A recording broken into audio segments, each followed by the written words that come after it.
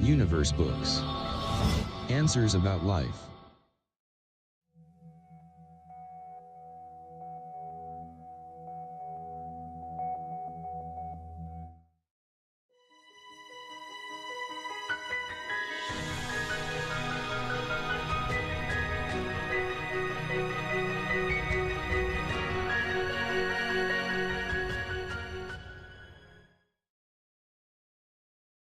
Universe Books presents The Science of Getting Rich by Wallace D Wattles. Chapter 10. Further Use of the Will. You cannot retain a true and clear vision of wealth if you are constantly turning your attention to opposing pictures, whether they be external or imaginary.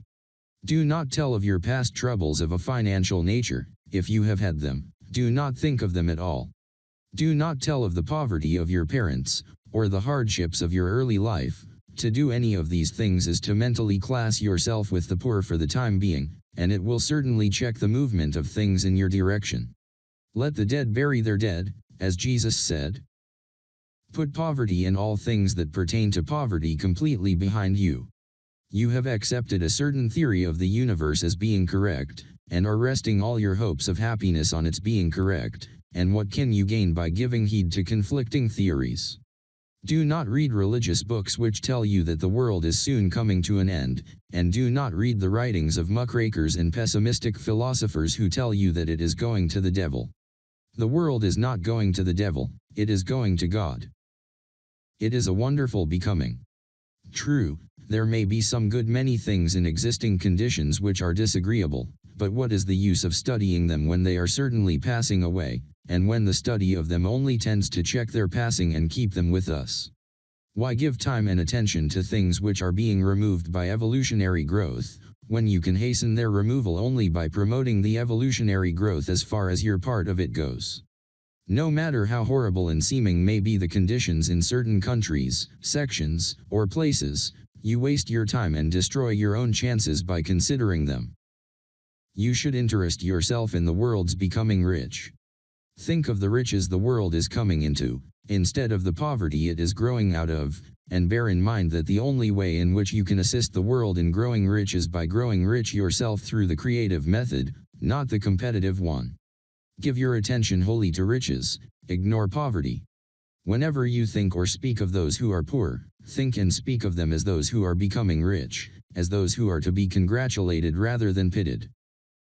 Then they and others will catch the inspiration, and begin to search for the way out. Because I say that you are to give your whole time and mind and thought to riches, it does not follow that you are to be sordid or mean. To become really rich is the noblest aim you can have in life, for it includes everything else. On the competitive plane, the struggle to get rich is a godless scramble for power over other men, but when we come into the creative mind, all this is changed. All that is possible in the way of greatness and soul unfoldment, of service and lofty endeavor, comes by way of getting rich. All is made possible by the use of things. If you lack for physical health, you will find that the attainment of it is conditional on your getting rich. Only those who are emancipated from financial worry, and who have the means to live a carefree existence and follow hygienic practices, can have and retain health.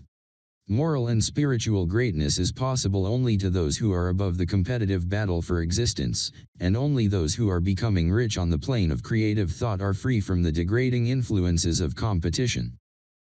If your heart is set on domestic happiness, remember that love flourishes best where there is refinement, a high level of thought, and freedom from corrupting influences, and these are to be found only where riches are attained by the exercise of creative thought, without strife or rivalry.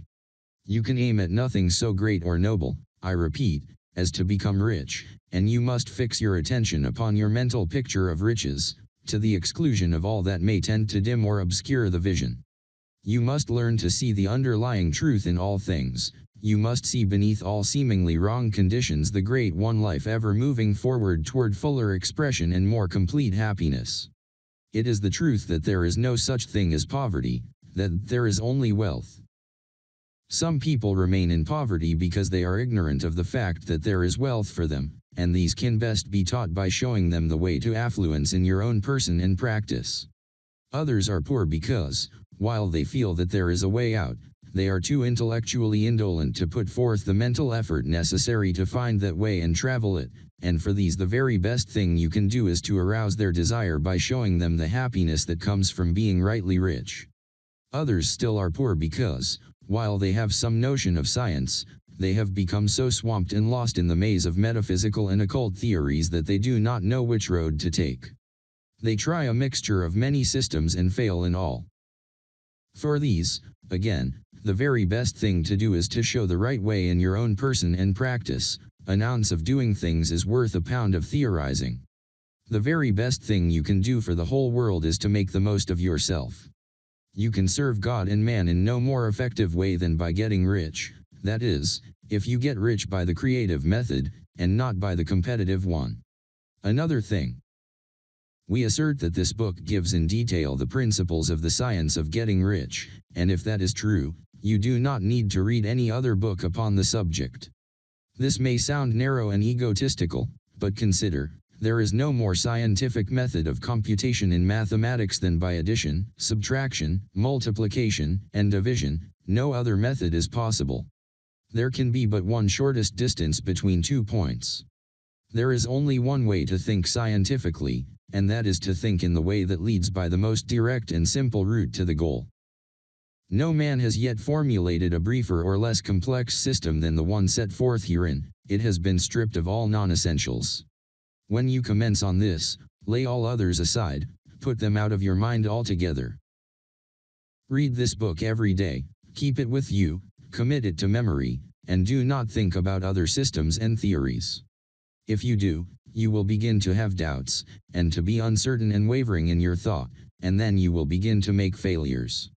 After you have made good and become rich, you may study other systems as much as you please, but until you are quite sure that you have gained what you want, do not read anything on this line but this book, unless it be the authors mentioned in the preface.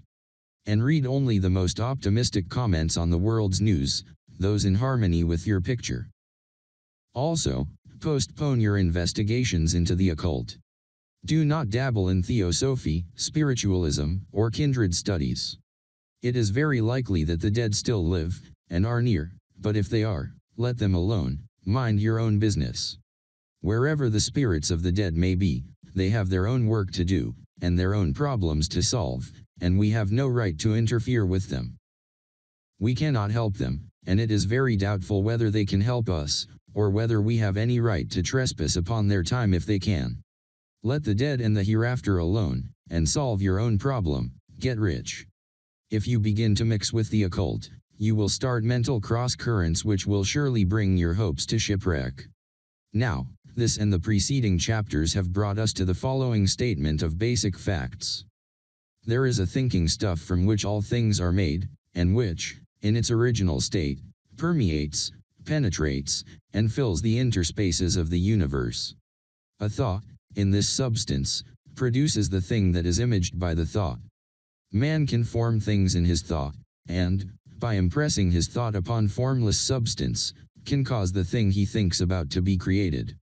In order to do this, man must pass from the competitive to the creative mind. He must form a clear mental picture of the things he wants, and hold this picture in his thoughts with the fixed purpose to get what he wants, and the unwavering faith that he does get what he wants, closing his mind against all that may tend to shake his purpose, dim his vision, or quench his faith. And in addition to all this, we shall now see that he must live and act in a certain way. Well, here we finished this chapter. Continue to listen on next video. Remember to subscribe and activate our notifications, thumb up this video, and help our growth by sharing it. Be always welcome again. If you want to, purchase this book here, and add it into your collection, it's worth every penny.